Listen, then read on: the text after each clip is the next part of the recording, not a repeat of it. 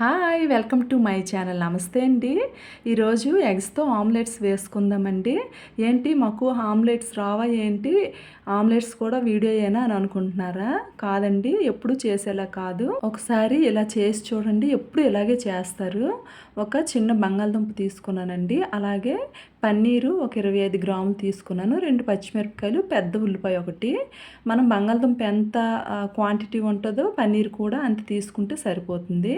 ఒక 2 స్పూన్లు ఆయిల్ వేసుకొని అందులో పచ్చిమిరపకాయలు వేయించుకోవాలండి. అందులోనే ఉల్లిపాయలు కూడా వేసుకుంటున్నాను, చిన్న చిన్న ముక్కలు కట్ చేసుకొని వేసుకుంటున్నాను. ఈ ఉల్లిపాయ ముక్కలు బాగా వేయించుకోవాలి, మరి ఎక్కువ వేగాల్సిన అవసరం లేదు, సగం వేగితే సరిపోతుంది. అందులో మనము తరిమి పెట్టుకున్న బంగాళదుంపని వేసుకోవాలి. కొంచెంసేపు వేగిన తర్వాత అందులోని పన్నీర్ తురుము కూడా వేసేసుకోవాలి. ఒక 2 నిమిషాలు బాగా వేయించుకొని అందులో కారం ఒక 1/2 టేబుల్ స్పూన్, పసుపు ఒక 1/4 టేబుల్ స్పూన్, అలాగే ధనియాల పౌడర్ ఒక 1/4 టేబుల్ స్పూన్ వేసుకున్నానండి. గరం మసాలా వేయలేదు.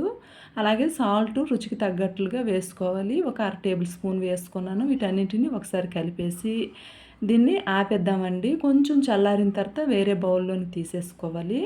తీసుకొని ఇందులోని ఒక 3 ఎగ్స్ కొట్టేసుకొని వేసుకుంటున్నానండి. ఈ క్వాంటిటీకి 3 ఎగ్స్ సరిపోతాయి. ఇలా మనము ముందుగా వేయించి వేసుకోవడం వల్ల పచ్చి పచ్చిగా ఏముండదండి. అది కాకుండా మనం ఆమ్లెట్ వేస్తే మనకి చల్లారిపోయిన తర్వాత చప్పగా అయిపోతుంది కదండీ.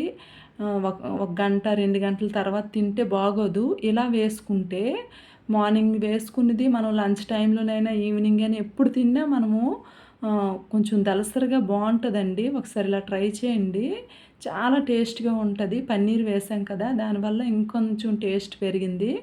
ఒకవేళ మీకు ఇంట్లో పన్నీర్ లేదంటే పన్నీర్ ప్లేస్లో క్యారెట్ తురుము వేసుకోండి. ఒకసారి ఇలా ట్రై చేయండి, మీరే చెప్తారు చాలా బాగుందని నాకు కామెంట్ చేస్తారు. నాకు ఈ 3 ఎగ్స్కి ఒక 4 ఆమ్లెట్స్ అయ్యాయండి. ఆల్రెడీ మా పిల్లలు వేస్తుంటే 2 ఆమ్లెట్స్ తినేశారు. అంత టేస్ట్గా, చాలా టేస్ట్గా ఉన్నాయి. ఆమ్లెట్ వేసుకున్నప్పుడు ఒక సిమ్లో పెట్టేసి మూత పెట్టేసి మనం చిన్న మంట మీద కుక్ చేస్తే బాగా పొంగుతూ వస్తాయండి. అలా 2 వైపులు మనం కుక్ చేసుకోవాలి.